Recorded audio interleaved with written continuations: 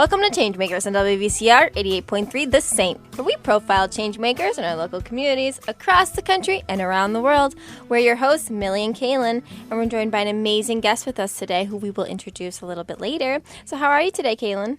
I'm good, Millie. How are you? Not too bad. I can't believe how close we are to graduation. There's only about 2 months left. It's crazy. I don't know what we're going to do without you next year, so if you decide you don't want to graduate, that is more than fine with me. That has crossed my mind here and there, so it's good to keep in mind.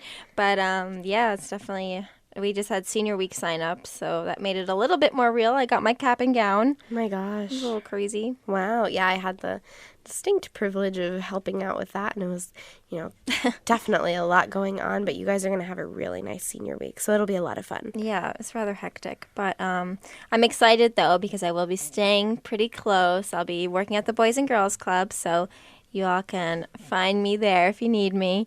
Good. Hopefully I'll come on as a guest sometime soon. That would be fun. Yeah, we've got the Boys and Girls Club on all the time, so I'm sure you can be our new, correspondent over there to let us know all the good things going on. It'll be great. Absolutely. So, without further ado, I'd love to introduce the guest that we have with us today. Her name is Miss Diane Nickerson, and I'm going to read a little bit of her bio. She is the founder and director of Castle Hill Bilingual Montessori School. So, passionate about the high quality of education offered at Castle Hill, Miss Nickerson is the school's founder and director. With 20 years of experience as an educator, she has achieved New York State Education Department certificates as teacher of elementary education, English as a second language, and Spanish, and as a school administrator. Her degrees include a BA in anthropology from Hobart and William Smith Colleges in Geneva, New York, and a master's in educational administration and policy studies from SUNY Albany. Without further ado, how are you today, Diane? Welcome to the show. I'm doing so well. Thank you so much for having me on again. I love being a guest here. Welcome back. Thank you. For those of you who don't know, this is Diane's third time on the show, so she clearly loves us here, and we love having her. She has quite an amazing school. So now you're the founder and director of Castle Hill Bilingual Montessori School. How did this school come to fruition? Explain a little bit about also what exactly is Montessori. Great. So I am the daughter of public school teachers, so I grew up a lot around educators.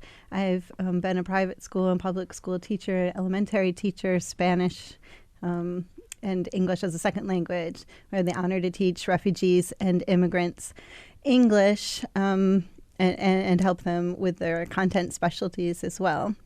And then as a parent, I started looking for preschools for my own children. I have 4 sons. And when I did a thorough search, I just sort of stumbled across Montessori. And I wanted it so much for my children that evolved into developing a school for them, for the community, in a place where I can work that's so enjoyable. Very cool. So this could be a loaded question, but what's your favorite part about your job? Getting a chance to work and thrive in a Montessori environment. So, when Millie had asked, what is Montessori exactly? There's a lot of myths around what it might be, what it might not be. It's simply an educational philosophy and approach towards education. It's hands-on. There are materials that are self-correcting that help children develop skills, academic skills, social skills, developmental skills, and skills for independence and confidence. Montessori is one-on-one instruction with these hands-on materials. There are 2 teachers in the classroom. The classrooms incorporate children with 3-year age spans, so it's classrooms of 3 to 6-year-olds, 6 to 9-year-olds, etc. And it's a place where children really show who they really are, really develop their strengths, really work as a community. And it's a wonderful place to be every day. Very cool. I totally agree with that. I've been able to volunteer at Castle Hill a few times, and it's truly, all the kids are very happy to be there. And it's when you walk into this classroom, it's like a classroom you've never seen before. I've never witnessed kids being so self-motivated as they are when they're in a Montessori classroom.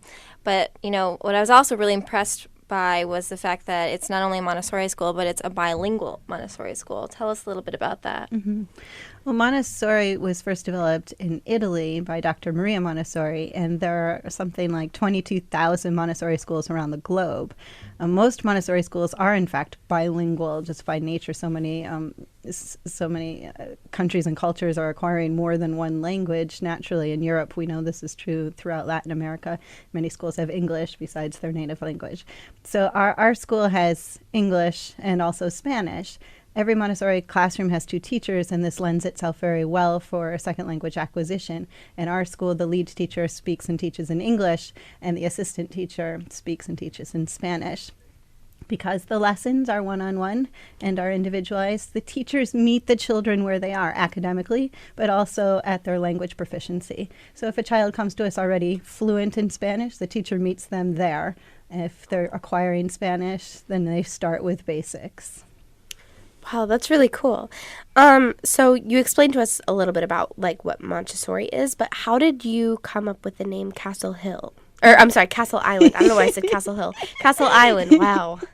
Castle Island, great question. Well, most Montessori schools are named for their geographic location. There already has been, in several iterations, some Albany Montessori schools who have come and gone throughout history. So if you Google that, we didn't want it to be conflicting with who we are. So instead of Albany Montessori School, I did a Wikipedia search to the history of Albany, and it turns out the original settlement that grew to become what is now Albany was called Castle Island. Wow. Yeah. Even though, was Albany an island? I don't know. Kind of like Green Island. Okay, yeah. Like that. Oh. So there was Westerlo, Green Island, Orange, Fort Orange. Wow. They were all not so much islands, but they were tributaries of the Hudson that went around them, sort of separating them like little islands. Very cool. So we learned, about history of Montessori and history of Albany. This is really cool. Awesome. I thought it was a nice name. Yeah. There you go. So you said that your classrooms have age ranges from 6 to 9 and like that sort of thing. Correct. How many students are in each classroom? Montessori classrooms are generally larger than conventional classrooms because there are 2 teachers. Also, the children are working independently, so there isn't the need to get 24 children's attention looking up at one instructor who's standing in front of a board. So we would love to have maybe 24 children in the class, and we're working to grow towards capacity for that. Right now, we've just started out with 1 classroom, and we have 14 students. Very cool. Wow. So now I'm curious how you're able to, I think about kids in public schools, and even when I was a kid, and it was always kind of like, oftentimes your teacher was the one pushing you to do what you had to do, and it was always, you were led that way. How are you able to get these students, because I've seen that they are self-motivated. How are you able to get them that way? I mean, is it just kind of, you start them young, or what is it? Mm-hmm. It is certainly a plane of development, ages 3 to 6, where, it's been noticed by researchers, it's a scientific fact that there's something like an absorbent mind that, people make this comment all the time. My child seems like a sponge. Everything they see, everything they hear, they seem to just absorb it. They remember it. They can just do it. And so when Dr. Montessori developed the classroom, she developed these materials that, we still use today. There's a standard set of materials where the children are sort of enticed to touch them. From watching children, they learn from touching. They learn through repetition of things that they enjoy doing. And so this is built in naturally to the classroom environment. So the children make choices of the materials that are available to them there, and any of the choices they make are good choices. They're developing their 5 senses. They're developing their independence with dressing and serving themselves snack and cleaning up. And then that moves over to the academics, where they're choosing language development work. They're choosing math. They're choosing botany, biology, geography, cultural studies. And whatever they choose, it's good for them. So they make free choice all day long. And after they've chosen something, they're so absorbed in that work that really gives them deep understanding. Right.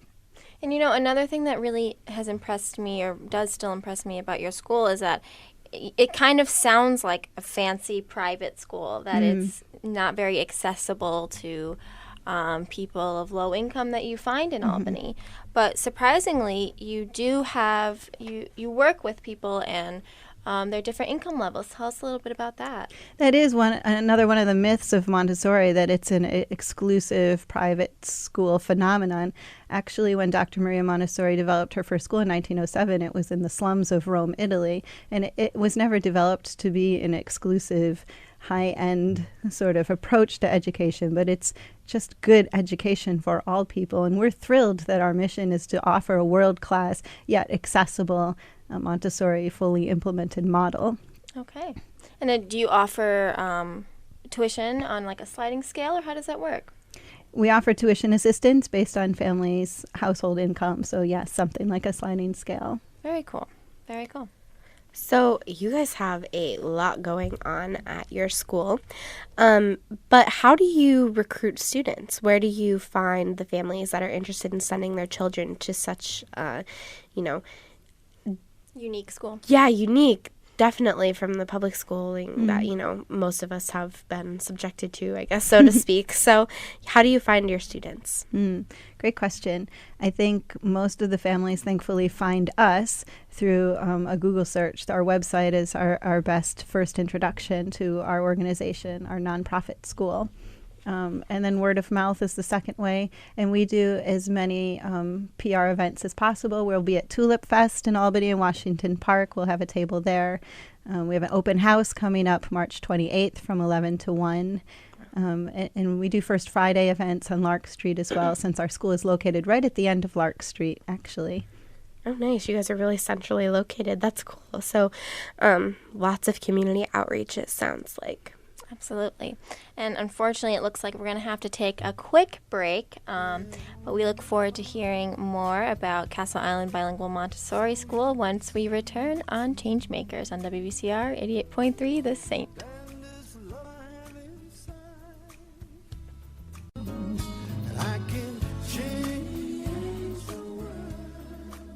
Welcome back to Changemakers on WVCR 88.3 The Saint, where we profile changemakers in our local communities across the country and around the world.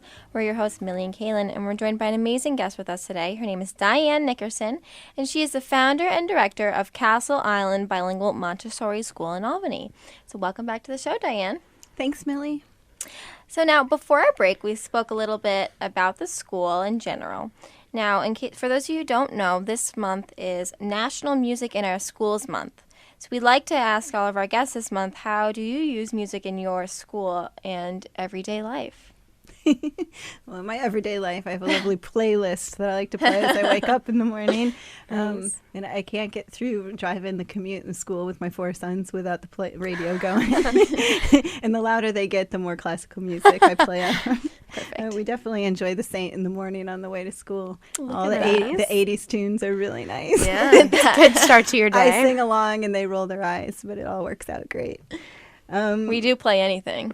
Anything on the Saint. So at Castle Island Bilingual Montessori, as we mentioned in the first segment, we're dual immersion English and Spanish. And one unique way I think that we use music in the schools is really for language acquisition. So while it's fun and helping them with all that we know that's good for the brain with music, I'm actually using it to teach the children Spanish.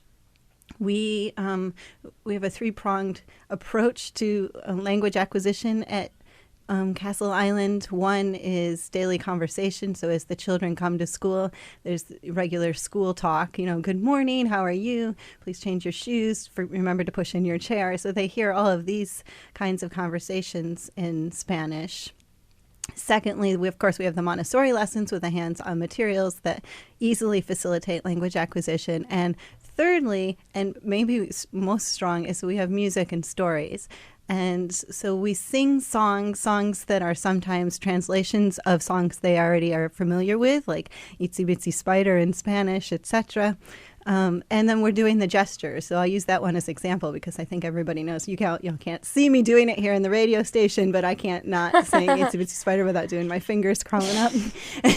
and so you remember that song has, and out comes the sun and down comes the rain. So then that carries over so easily when we talk about weather. And I asked the children, ¿Cómo es el clima hoy? And I do the gesture, and they all know that the word for sun, sol, like hoy hace sol. So that connects very easily for them to start producing language. Now, I'm curious, have you seen, one child whose progress in Spanish who really amazes you because of music? Oh, yeah, more than one child. Several children, actually. And their parents will tell us, too, that, they're so thrilled that they're waiting in the doctor's office in the waiting room or something, and they're entertaining the other children there by singing the song. It's like, well, here, I know that one, but in Spanish, look. and they sing the whole song, and other, it makes the parents feel proud, of course. But right. What's really great is that the children are making all these language connections and are really developing fluency in Spanish. That's awesome. So, are the parents of the children that you have at your school, are the families bilingual already, or generally not? Generally not. So most families who find our school and enroll their children are interested in their children acquiring Spanish, or at least becoming very familiar with Spanish. They will acquire Spanish. It's just sort of a natural thing, especially if they've been in the same classroom for 3 years and they're developing over that 3-year time frame.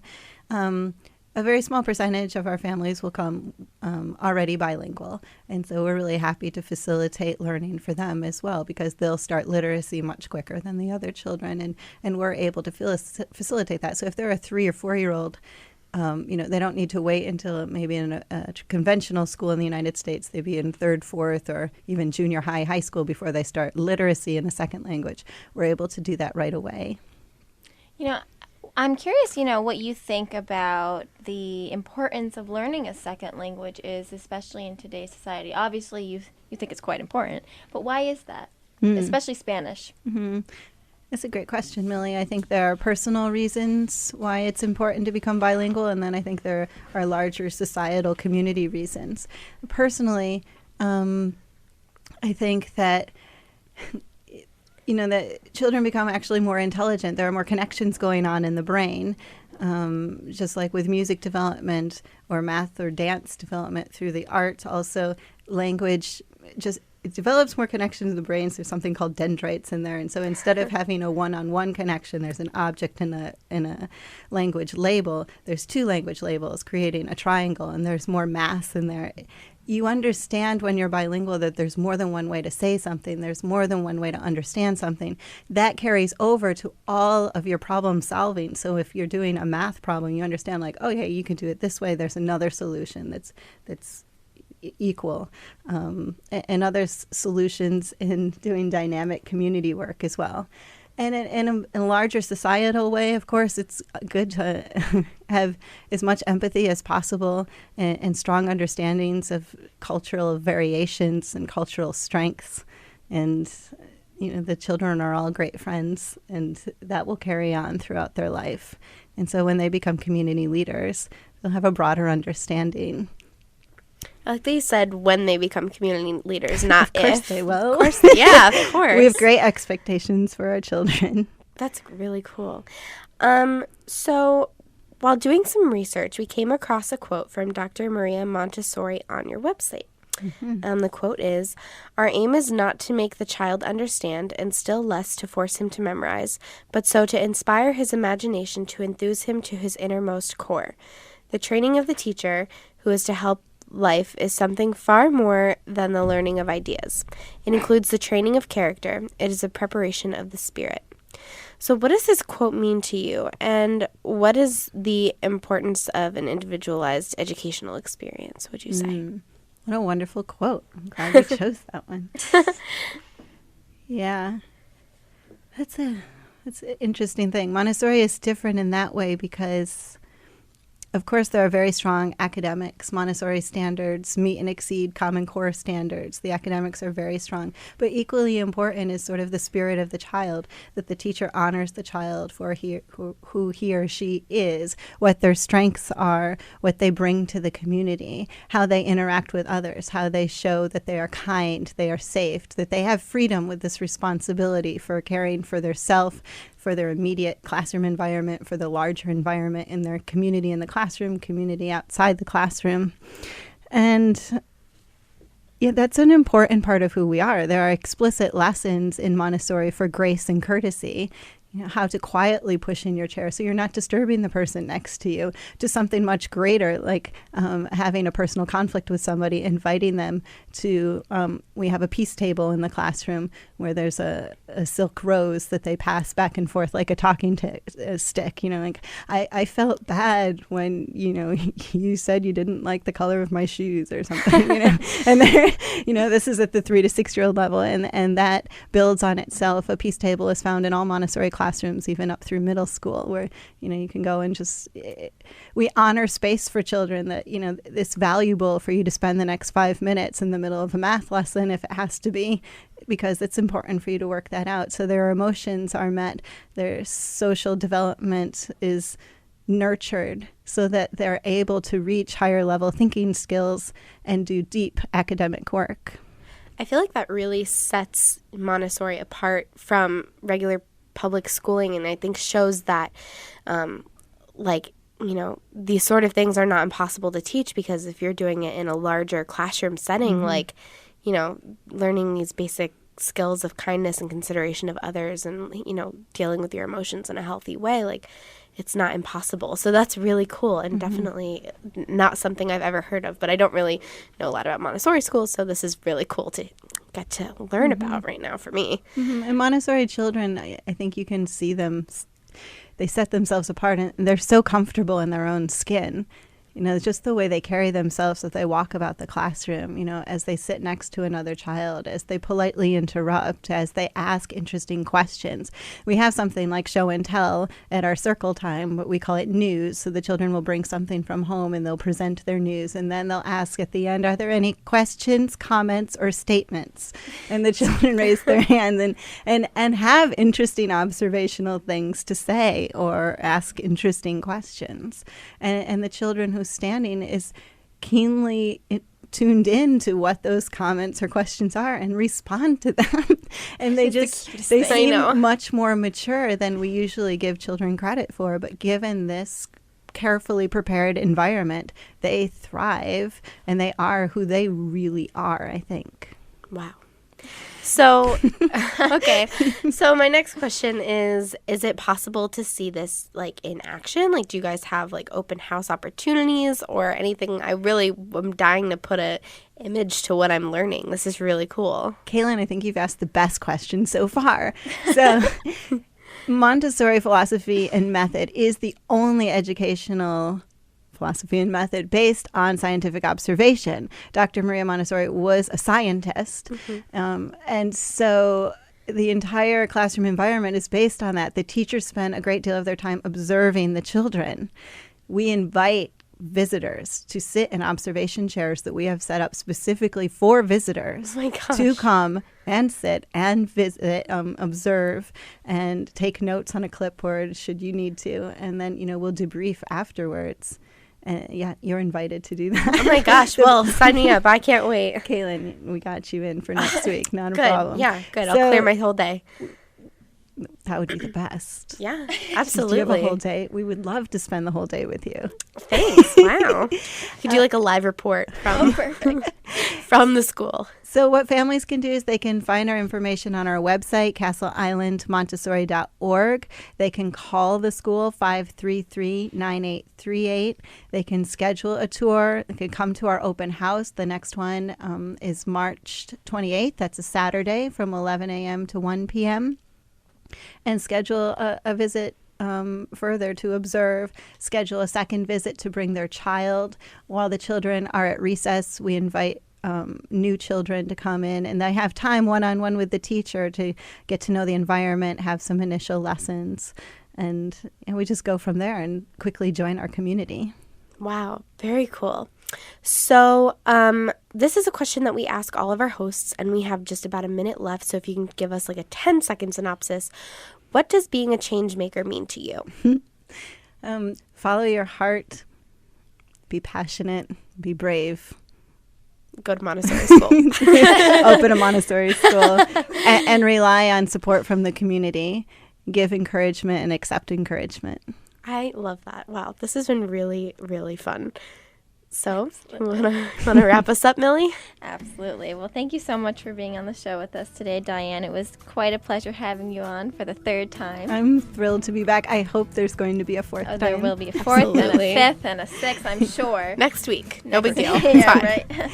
right. Well, if Millie's graduating, I mean, maybe she'll be a the new co-host. host. You never know. We're looking for one. Look at that. Look at that. All right. Well, be sure to tune in every Saturday at 10:30 on WVCR 88.3 The Saint. And don't forget that we have a Facebook page. So make sure you search Changemakers on Facebook and like us there and see some pictures of us doing in action. Yeah, maybe from the Montessori school. We'll see. Exactly. See you next week.